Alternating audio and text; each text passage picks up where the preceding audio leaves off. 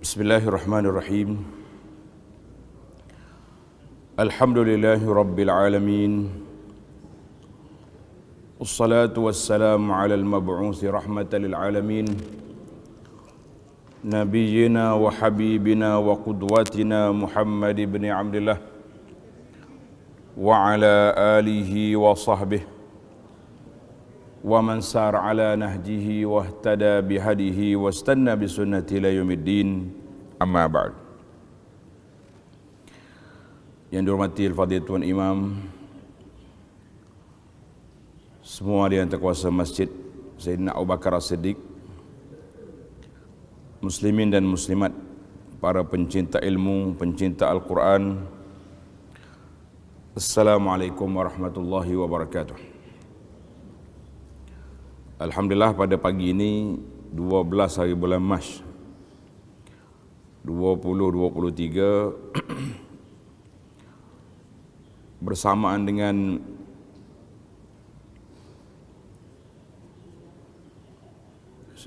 Syaban kita pada hari ini 19 hari bulan Syaban 1444, bermakna kita menghampiri Ramadan yang begitu rapat. Sebelum daripada itu, sebagaimana yang telah diumumkan tadi, kita juga mengucap doakan kepada pengurusi masjid ini yang telah meninggal. Allahumma rfa' darajatahu fil mahdiin wa khlufu fi aqibihi fil ghabirin waghfir lana wa lahu ya karim. Semoga Allah Ta'ala angkat darjat dia, masukkan dalam golongan orang-orang yang saleh. Banyak sumbangan-sumbangan yang telah diberi kepada masjid ini dan juga kepada masyarakat. Jazahullahu khairan. Jadi para jemaah sekalian, memandangkan kita sudah menghampiri Ramadan, maka perbincangan kita pada kali ini kita teruskan dengan ta'ammulat fi ayatis siyam, mana kajian kita, penelitian kita kepada ayat yang berkait dengan puasa. Jadi para jemaah sekalian boleh buka surah Al-Baqarah. Surah Al-Baqarah ayat 185. Al-Baqarah ayat 185. Kita akan bincang sedikit secara ringkasnya dengan masa yang ada ini, insya-Allah. Iaitulah tentang bulan Ramadan, turunnya Al-Quran padanya membawa hidayah, petunjuk, dan juga Allah Subhanahu wa taala letakkan dalam syariat puasa ini ayat yang menyundukkan tentang rukhsah ataupun keringanan kepada hamba-hamba dia dalam melakukan puasa. Jadi para jemaah sekalian, itulah tanggungjawab kita. Itulah sepatutnya apabila datang musim-musim kebajikan yang besar, kita murajaah, kita buat kajian, kita teliti ayat-ayat yang berkaitan. Mudah-mudahan kita dapat ilmu, dapat manfaat, dapat membuat persiapan yang rapi sebelum datangnya musim yang agung dan yang besar ini. Jadi buka yang ada Quran di tangan, buka surah Al-Baqarah 185, ataupun ambil je mushaf masjid ni banyak. Sekurang-kurangnya kita termasuk di kalangan penuntut ilmu yang bertadabbur Al-Quran, memerhatikan Quran. Allahumma ja'al Quran rabi'a qulubina. Ya Allah, jadikan Quran ini sebagai taman-taman yang mencernakan hati kita, mencerahkan dada kita, melapangkan pemikiran kita untuk menerima hidayah Allah Azza wa Jalla yang akan menjadi panduan, pemandu untuk kita berjalan kepada Allah dan sampai ke syurganya Amin ya rabbal alamin. Jadi alhamdulillah para jemaah sekalian, oleh kerana suara Tok Abu bagus, kita baca secara perlahan je ayat ini. A'udzu billahi as-sami'il 'alim minasy syaithanir rajim. Syahrul Ramadan alladzi unzila fihi al-Qur'an hudan lin-nasi wa bayyinatin minal huda wal furqan. Faman syahida minkumus syahra falyasum. Syahrul Ramadan alladzi unzila fihi al-Qur'an, bulan Ramadan yang diturun padanya Al-Quran. Hudan linnas, Al-Quran ini menjadi kitab petunjuk pada manusia. Wa bayyinatin minal huda wal furqan, dan penjelasan kepada jalan-jalan kebaikan yang perlu kamu lakukan dan menjadi pemisah di antara hak dan batin. Faman syahida minkumus syahra falyasum. Siapa yang hidup bertemu dengan bulan Ramadan, maka wajib dia kena berpuasa, kecuali orang-orang yang uzur yang akan dinyatakan ini. Wa man kana maridan aw ala safarin fa iddatun min ayamin ukhar. Sesiapa yang sedang sakit ataupun bermusafir, dia berbuka puasa, dibenarkan untuk buka puasa, tetapi wajib menggantinya pada hari-hari yang lain. Yuridullahu bikumul yusra wa la yuridu bikumul usra. Allah nak kepada hamba-hamba dia ni senang, mudah, tidak menyusahkan. Tidak sampai peringkat bulan Ramadan lah bulan ramai orang mati sebab dipaksa puasa, tak larat pun kena puasa, penat pun kena puasa. Maka tidak. Wala yuridu bikumul usra, Allah Ta'ala tak nak kita susah. Habis puasa tu tak susah. Tunggu dalam penjelasan nanti insya-Allah. Walitukmilul iddata walitukabbirullaha ala ma hadakum. Sempurnakanlah bilangan puasa itu 30 atau 29 hari. Kemudian walitukabbirullaha ala ma hadakum, hendaklah kamu bertakbir mengagungkan Allah setelah melalui ibadat yang besar sebagaimana yang telah kita lakukan dalam takbir hari raya. Wala'allakum tashkurun, supaya kamu menjadi hamba yang bersyukur. Allahumma ja'alna minasyakirin. Ya Allah, jadikan kami ini hamba-hamba yang bersyukur, hamba yang bertadabbur Al-Quran, hamba yang mendengar perkara yang baik, hamba yang sentiasa akur dan taat kepada Allah Azza wa Jalla. Maka para jemaah sekalian, itu ayat yang kita akan bincangkan dalam masa yang sangat ringkas. Ayat ini boleh dipanjangkan, boleh dipendek. Jadi kita ambil jalan sederhana, daripada tak dengar, kita dengar. Baik, yang pertama, Syahrul Ramadan alladzi unzila fihi al-Quran. Allah Ta'ala sebut syahru, bulan Ramadan. Kenapa disebut syahru? Sebab dalam Islam, bulan hijri atau bulan qamari, dia ada 29 ataupun 30 hari. Syahru. Dan bulan ini bermula daripada hilal, anak bulan kecil, sampai datang anak bulan yang berikutnya. Maka dinamakan syahru sebab dia kata lishtiharihi, kerana masyhurnya dia. Bila keluar anak bulan, kita zaman kita ini susah nak tengok anak bulan. Dengan beli teroponya, dengan alat-alat apa ni, tengok anak bulannya, paksa kena naik bukit, naik bukau, naik atas bangunan tinggi-tinggi nak tengok anak bulan.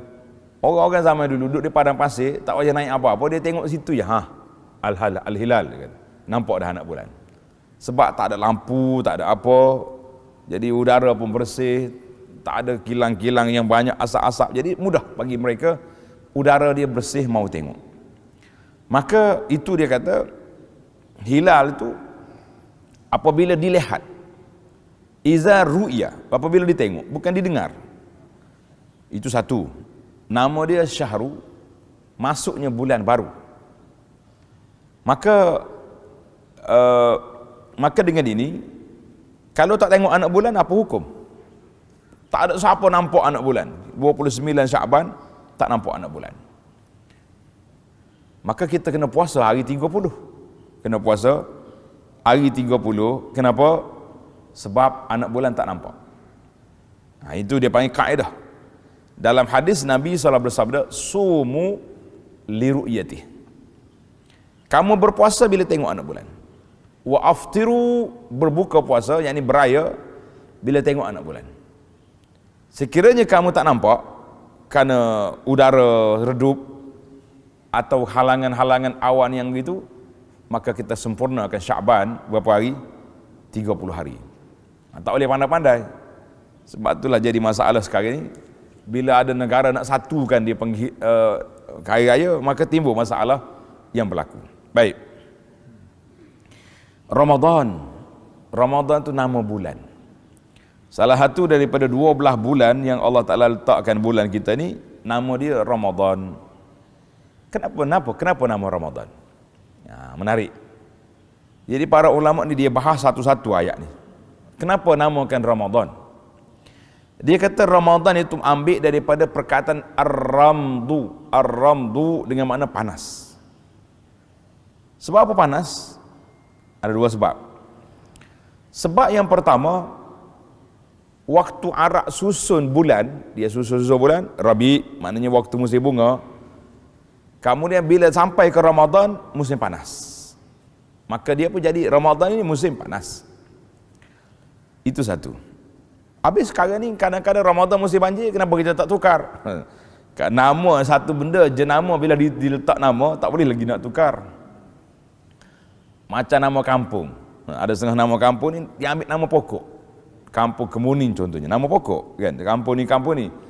Tapi pokok tak ada. Kampung tempat saya duduk nama dia Sungai Durian. Ramai orang datang mari dia kata tak bau pun. Kata bau apa? Tak bau durian. Kata sungai ya ada, durian tak ada. Nama tu asalnya mungkin banyak. Jadi maknanya walaupun sekarang ni musim Ramadan telah bertukar, ada kala musim sejuk, ada kala musim panas, tapi nama tu kekal. Itu satu. Ada juga dikatakan diambil nama Ramadan, nama daripada perkataan ar-ramdu dengan makna panas. Li'annahu yarmuduz zunub, kerana Ramadan membakar dosa-dosa anak Adam. Jadi Nabi sebut dalam hadis Ramadan ila Ramadan, di antara Ramadan dengan Ramadan tahun depan menjadi kafarah, penghapus dosa-dosa anak Adam. Jadi Ramadan tu ambil perkataan panas yang menunjukkan kepada apa? Kepada Allah Ta'ala buka pintu-pintu rahmatnya yang besar pada bulan Ramadan. Banyak dosa-dosa diampunkan oleh Allah Azza wa Jalla. Banyak dosa diampunkan oleh Allah. Jadi insya-Allah para jemaah sekalian, kita doakan seperti doa yang selalu dibaca oleh imam, wa ballighna Ramadan, sampaikan kami ke bulan Ramadan, dan kita tambah lagi. Saya ajar tambahan ini, tuan-tuan puan-puan boleh hafal, yang sudah hafal boleh hafal, yang tak ingat boleh minta dengan kita akan beri doa ni tulisan dia dan ijazahkan untuk dibaca. Apa dia doa dia? Kata semua, Allahumma sallimni li Ramadan. Ya Allah, sampaikan aku ke bulan Ramadan. Itu sama dengan doa imam tadi. Wasallim Ramadanali, dan serahkanlah Ramadan itu peluang untuk aku beribadat sebanyak dan sebaik mungkin. Wa tasallamhu minni mutaqabbala, dan terimalah semua amal-amal kebajikan yang aku buat ini diterima, dikabulkan oleh Allah sebagai amal kebajikan yang menjadi pemberat timbangan di akhirat, yang melayakkan kita untuk mendapat keredaan Allah, yang boleh menyebabkan kita ke dalam sampai ke syurganya. Amin ya rabbal alamin. Jadi doa kita ni dia panggil komprehensif lah. Kita minta bukan sampai saja, kita minta waktu dalam Ramadan nanti kita dapat beribadat, selepas Ramadan kita minta Allah kabulkan apa yang kita lakukan. Jadi alhamdulillah. Jadi apabila nampak anak bulan, maka kita di antara doa yang disebut, Allahumma ahillahu alaina bil amni wal iman. Ya Allah, terbitnya anak bulan Ramadan ini dan bulan-bulan yang lain pun semua kita boleh doa, sebagaimana berikanlah kepada kami keimanan dan keamanan. Doa ni ada kita tulis dalam buku perisai Muslim tu ada. Ambil doa-doa yang maksur ini. Adapun yang orang duk sebar setiap kali nak masuk bulan Syaban dah sebar dah. Setiap kali masuk bulan Ramadan nak sebar pula. Kan ditular dalam grup-grup WhatsApp, siapa yang memaklumkan kedatangan bulan Rajab, maklum dia modify ya. Mari bulan Syaban ditukar pula. Bulan Syaban dia punya poster. Semua itu tidak ada dalam hadis-hadis yang jelas. Yang adanya bacaan tadi, Allahumma ahillahu alaina, ya Allah terbitnya bulan ini. Baik, kita tengok anak bulan macam mana mau baca. Kita yakinlah dengan apa yang diputuskan oleh waliul amri, ahli falak kita, dan juga keputusan dibuat bahawa hari ini hari genapnya Syaban contohnya 30 hari ataupun hari 29 sudah nampak anak bulan. Jadi kita doa pada waktu itu. Wallahu alam. Baik. Alladzi unzila fihi al-Quran. Ramadan ini bulan bekas Al-Quran. Maknanya turun permulaan awal turun Quran diturunkan bila? Diturun pada bulan Ramadan. Karena itu baginda Nabi sallallahu alaihi wasallam dengan Ramadan sangat dekat hidup dia. Nabi dengan Ramadan sangat dekat. Kenapa? Karena permulaan turunnya Al-Quran pada bulan Ramadan. Bermakna bila turun Al-Quran, artinya Nabi SAW telah ditabalkan sebagai Nabi dan juga Rasul. Kita hari ini, waktu kita terima jawatan ke, waktu hari kahwin ke, hari kelahiran ke, sibuklah ke duk belah kek. Sebab gembira dengan hari tersebut. Nabi SAW menerima Quran, menerima jawatan Nabi. Tak adalah belah kek, tapi maknanya nak maklumkan sudah tentu Ramadan dengan hidup Nabi sallallahu alaihi wasallam sangat rapat, sangat dekat. Bila ke tarikh turun Al-Quran? Dengar ni. Dia kata nazal Al-Quran pada malam Lailatul Qadar. Inna anzalnahu fi Lailatul Qadri. Kami turunkan Al-Quran pada malam Lailatul Qadar. Lailatul Qadar duduk di mana? Duduk di bulan Ramadan. Jadi sudah pastilah bulan Ramadan ini bulan yang paling mulia. Malam Lailatul Qadar pada malam yang paling mulia sebab malam permulaan turunnya Al-Quran. Jadi apabila kita kata Al-Quran, bila kau turun, jadi turun Al-Quran ini sebagaimana disebut oleh dalam hadis Nabi sallallahu alaihi wasallam, dia kata Al-Quran itu turun, tengok dia punya tarikh, sebagaimana dalam hadis yang diriwayat oleh Wathilah, seorang sahabat nama dia Wathilah bin Al-Asqa. Pelik sikit bunyi dia, tulis molek. Wathilatun bin Al-Asqa radhiyallahu anhu, dia kata unzilatit Taurah, Taurat diturunkan pada 6 Ramadan, Injil 13, Zabur 18, Al-Quran 24 Ramadan. Ini riwayat yang paling kuat. Al-Quran itu nuzul Quran 24 Ramadan. Yang masyhur, yang kita suka 17 Ramadan. Sebab apa? Sebab hari cuti. Itulah yang kita.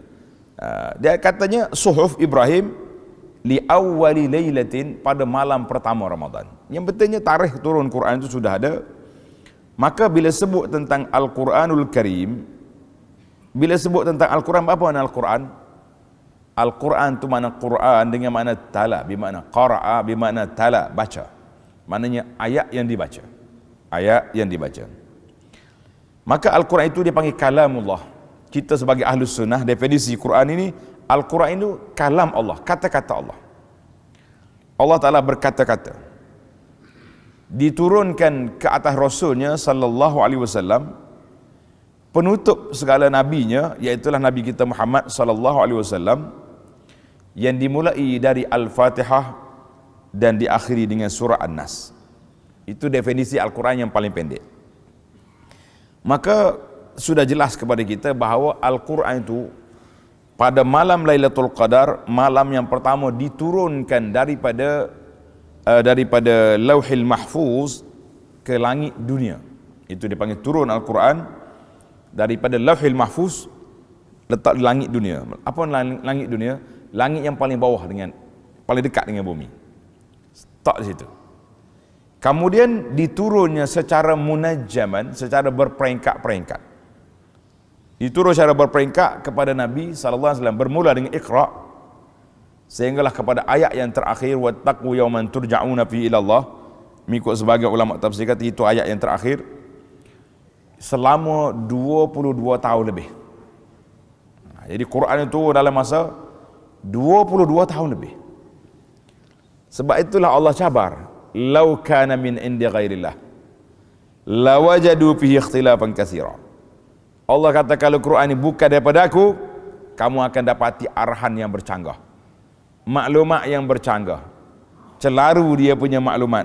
Tapi oleh kerana min mishkatin wahidah, daripada sumber yang satu daripada Allah Azza wa Jalla, tidak ada yang bercanggah fakta.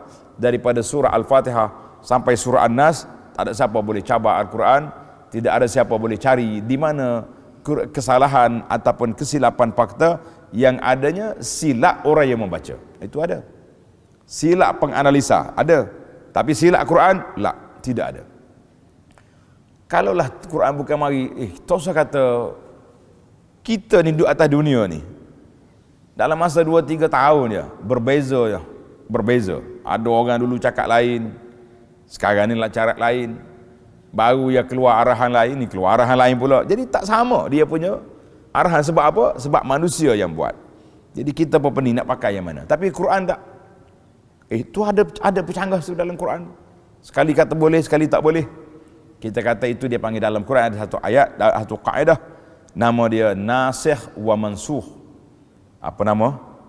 Nasikh wa mansukh.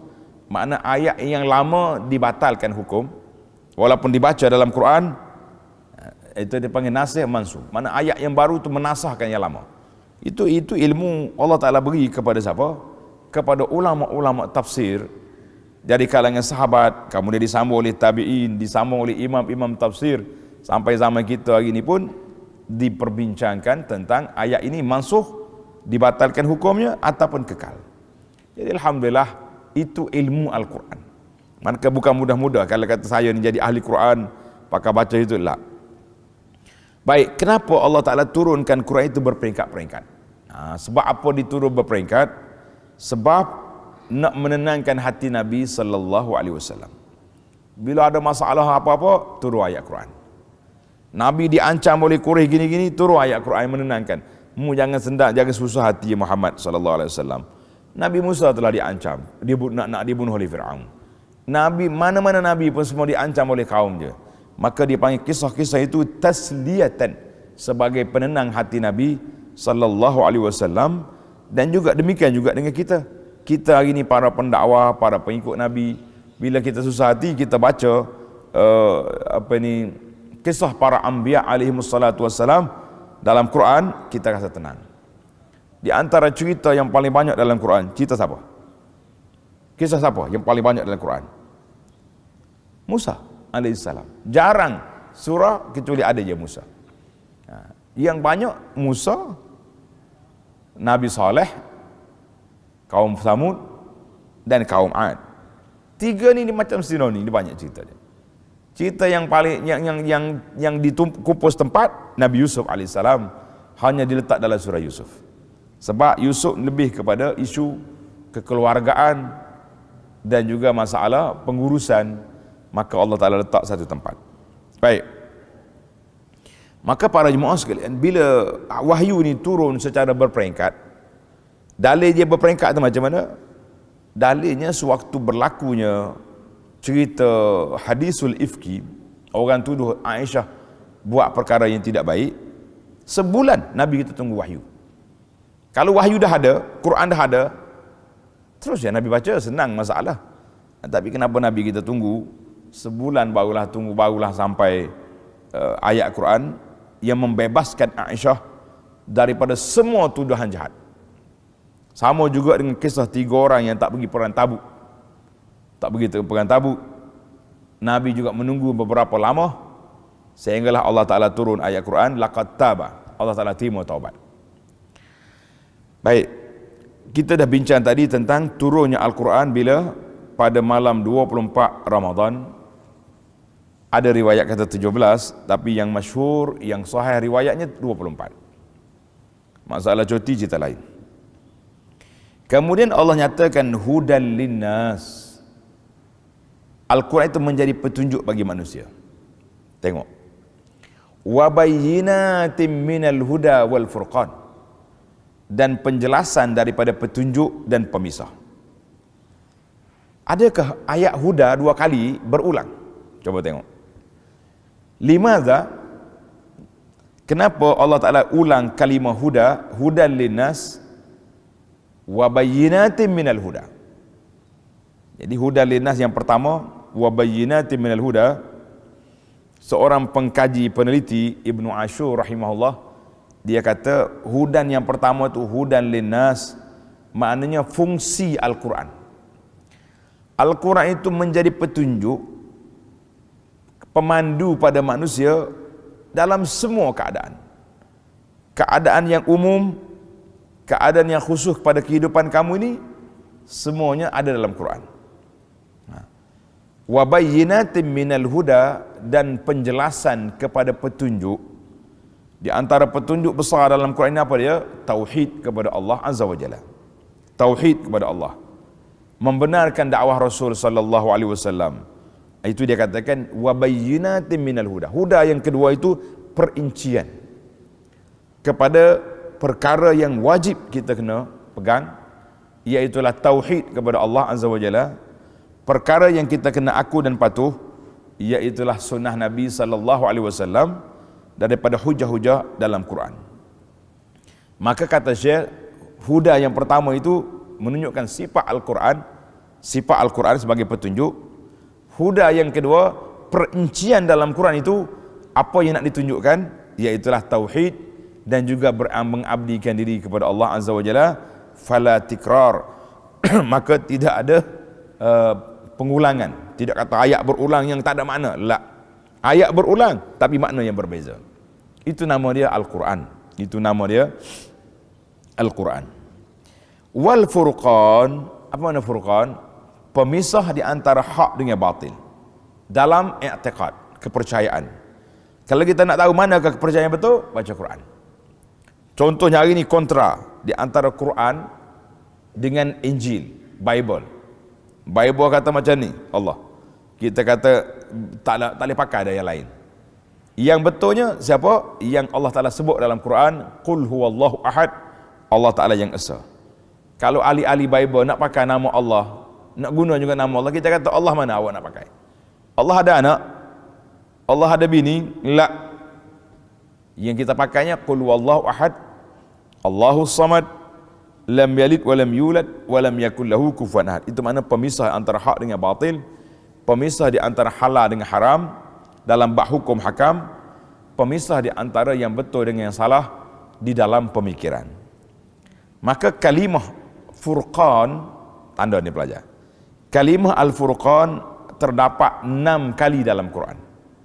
Bahkan ada satu surah dinamakan surah al-furqan. Jadi Quran sendiri itu nama dia Furqan, nama dia Al-Furqan. Maka datang ayat faman syahida minkumus syahra falyasum.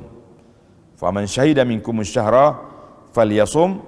Mana-mana di kalangan orang Islam yang hidup, yang sempat masuk bulan Ramadan, telah diisytiharkan sah masuk Ramadan, sama ada melalui tengok anak bulan ataupun genap 30 Syaban, maka wajib dia kena berpuasa.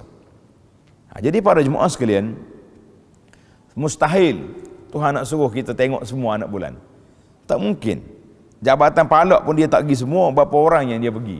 Kalau kata semua orang Islam dia tengok anak bulan baru dia puasa, kita kata tidak mungkin, benda ni di luar kemampuan. Di luar kemampuan. Maka faman syahida dengan mana faman adraka. Siapa dia hidup sampai masuk Ramadan, wajib dia kena berpuasa. Wajib dia kena berpuasa. Dia panggil ayat ini khitab ditujukan kepada orang yang beriman. Syahidah bimana syahada, dia sudah hidup sampai bulan Ramadan. Jadi tak payah kita bila sampai masuk Ramadan, telah diisytiharkan oleh pihak pemerintah negara masing-masing Ramadan besok, maka wajib kita mula berpuasa. Walaupun ada hari ini usaha-usaha nak satukan dalam satu kawasan. Contohnya ASEAN. ASEAN ni tempat naik matahari dia dekat-dekat ya, beza sikit ya. Nah, di antara ujung Indonesia dengan kita ni mungkin 1 jam. Sabah Sarawak mungkin berbeza sedikit. tapi masih lagi dalam matlak yang sama. Maka mereka mengatakan boleh je kita kalau nampak di sana puasa di sini. Tapi kalau di tempat yang jauh, kita malam dia siang, itu berbeza. Mungkin waktu kita malam tu anak bulan belum lagi lahir.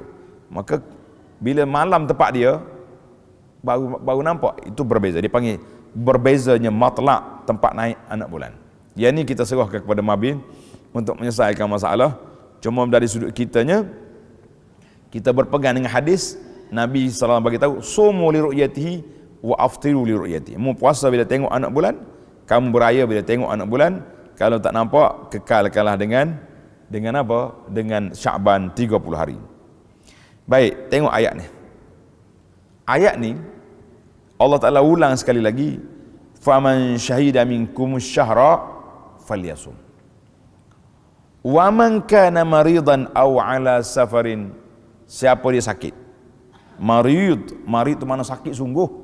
Kalau kata maradan, sakit saja, apa sakit pun boleh buka puasa. Kenapa makan tu? Sakit gigi, makan. Kenapa sakit makan tu? Hujung jari tadi tengah nak masak nak buka puasa, kena pisau, sakit. La, Allah kata faman kana maridan. Siapa dia? Betul-betul sakit. Dia ayat ini diulang semula. Kenapa? Nah, ini hikmah. Cuba tuan-tuan tengok dalam Quran tu ayat 184 dah ada. Ayyaman ma'dudat faman kana minkum maridan aw ala safarin fa'iddatun. Siapa dia sakit atau musafir boleh buka. Itu ayat yang pertama. Kemudian mari ayat ni setelah turunnya ayat Quran, faman syahida minkumus syahra falyasum. Siapa dia sempat hidup di bulan Ramadan dia kena puasa. Allah ulang balik, wa man kana maridan aw ala safarin. Tetap hukumnya sama. Siapa dia sakit atau dia musafir, dia boleh buka puasa, tapi ingat, fa'iddatun min ayyamin ukhar, dia kena ganti pada hari lain. Mana lepas Ramadan nanti awak kena ganti. Maka ulama mengatakan bahawa ayat 184 disebut di sana supaya orang Islam tidak susah hati. Beratlah kita. Wajib puasa ni tak kira siapa. La. Tuhan kata kalau sakit, musafir boleh buka. Bila turun ayat yang wajib puasa, tak ada pilihan. Awal Islam dulu boleh pilih. Siapa nak puasa, siapa nak bayar fidyah boleh. Tapi bila turun ayat Quran yang kedua ni tak boleh, maka diulangi sekali lagi, wa man kana maridan aw ala safarin. Makna undang-undang ini tidak berubah. Siapa dia sakit atau bermusafir tidak berubah.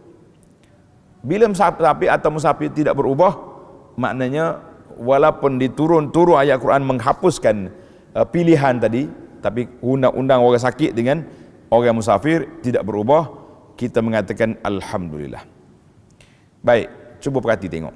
Dalam ayat 184, faman kana minkum maridan.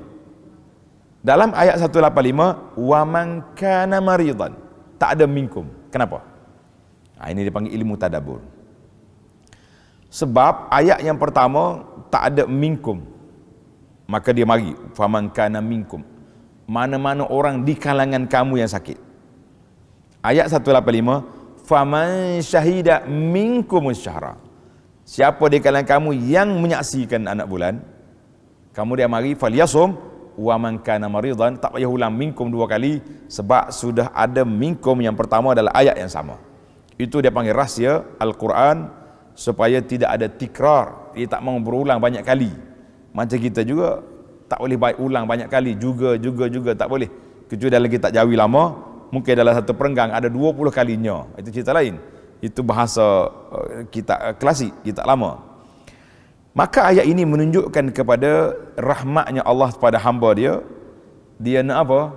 Dia beri peluang kepada kita, orang sakit, orang yang bermusafir, tak larat nak puasa, boleh buka puasa, tapi ganti pada hari yang lain setelah Allah Ta'ala nafikan adanya pilihan. Maka dia kata fa'iddatun min ayyamin ukhar, ayyam boleh ganti pada hari lain. Ayat ini menunjukkan harusnya kita qada puasa secara beruncit. Maknanya bulan ni sehari, Bulan depan puasa pula 1 hari qada. Contohnya orang ni tinggal puasa 10 hari. Jadi bulan Syawal sehari dia qada, bulan Zulqa'dah sehari, sampai ke bulan Syaban nanti tamatlah qada dia. Boleh.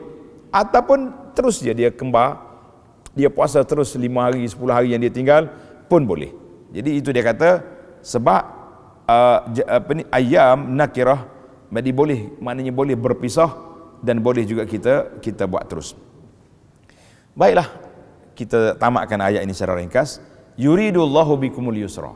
Tengok tuan-tuan, tengah-tengah ayat puasa Allah beri di sini satu kaedah, Allah nak kamu senang. Wala yuridu bikumul usra, Allah Taala tak nak kamu susah. Maka di sini para ulama usul mengambil satu kaedah dipanggil al-masyaqqatu tajlibut taisir. Bila susah membawa kesenangan. Baik susah, orang susah tak mampu. Orang tak mampu nak puasa, sakit, buka, tak apa. Nanti ganti hari lain. Orang tak mampu nak berdiri solat, duduk, tak ada masalah. Nanti kalau dah sihat, solat berdiri. Maknanya Islam ini tidak ada satu benda yang boleh berat. Allah Ta'ala nak supaya hamba dia mampu melakukan semua syariat yang diperundangkan oleh Allah Azza wa Jalla. Tak ada benda yang tak mampu.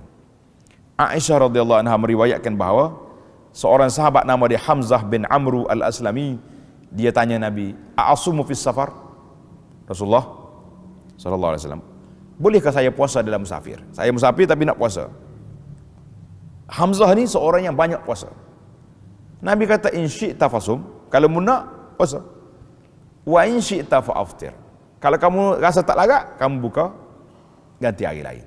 Hadis dalam Bukhari. Jadi maksudnya kita boleh pilih nak puasa tak puasa. Macam kita musafir hari ni dengan kereta, dengan kapal terbang. Aku nak puasa, payah nak ganti hari lain, puasa. Tidak kata, ada hadis yang larang puasa ketika laisa minal bir as-siyam fi safar, bukan kebajikan berpuasa pada musafir. Kata ulama itu lil masyaqqah. Mana kalau kita puasa ni susah, tak larat nak berjalan, susah jadi kepeningan, boleh buka. Tak, aku tak nak buka, rebah-rebah, itu salah. Itu dia kata tidak ada kebajikan bagi orang yang berpuasa, bagi orang yang puasa dalam musafir sekiranya bawa masyaqqah. Bila boleh kerana tak masyaqqah, tak ada masalah. Kita mari daripada mana-mana negeri, Kota Baru, Kuala Lumpur, naik kapal terbang, relax ya.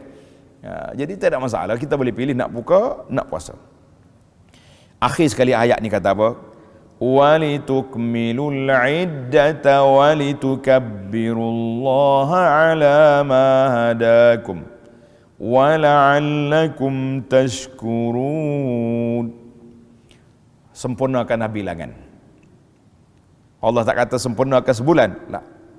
Sempurnakan bilangan. Sebab bagi orang yang tak sempat puasa bulan Ramadan, khususnya kepada muslimah dia ada cuti wajib, mungkin seminggu, mungkin 10 hari, bulan Ramadan tak boleh solat, maka Allah kata walitukmilul iddata, sempurnakan bilangan. Mana kalau puasa dah tamat, bulan Ramadan dah habis, kita boleh je beraya. Jangan kata awak ada 5 hari lagi tak puasa, tak boleh raya, qada dulu baru elak. Berayalah bersama-sama, sebab sempurnakan bilangan. Bila lepas raya nanti qada balik seminggu 10 hari yang kamu tinggal dengan izin daripada Allah Azza wa Jalla. Sebab apa? Wanita yang haid dengan nifas haram bagi dia berpuasa. Tiba-tiba kita kata tak boleh raya, itu naya. Maka Allah kata walitukmilul iddata, sempurnakan bilangan kamu itu apabila kamu selesai daripada Ramadan ni, diselesaikan juga dengan qada yang kamu tinggal. Jadi Allah tak kata walitukmilus syahra, sempurnakan sebulan, tak boleh raya. Itu hikmah Allah Ta'ala guna perkataan walitukmilul iddata. Bila sempurnanya bulan puasa, bulan Ramadan sudah tamat, walitukabbirullaha ala ma hadakum, hendaklah kamu bertakbir Allahu akbar, Allahu akbar, Allahu akbar, la ilaha illallah, wallahu akbar, Allahu akbar, walillahil hamd. Sedih lalu bunyi nak raya. Jadi bila raya ni, apabila nampak anak bulan. Kata Syafi'i rahimahullah ta'ala, iza ra'a apabila kamu tengok anak bulan Syawal, maka bertakbirlah kamu sampai kepada keluar imam nak solat raya pagi esok. Jadi satu malam kita kena takbir. Hari ni kita bertakbir ke kita swasta takbir? Banyakkan hari ni dia panggil rakaman takbir. Pejabat tu buat rakaman, pejabat ni buat rakaman, malam raya pakat tunjuk dalam TV, tunjuk dalam Facebook. Tak jadi. Itu rakaman takbir. Yang Allah suruhnya walitukabbiru, kita bertakbir. Habis pakat duk pasang dalam TV, dalam radio, itu lakonan takbir bila tengah Ramadan dah berlakon siap dah. Tak. Sepatutnya kalau betul-betul nak takbir, malam tu lah takbir. Buat live di TV tak apa, live di Facebook pun tak apa.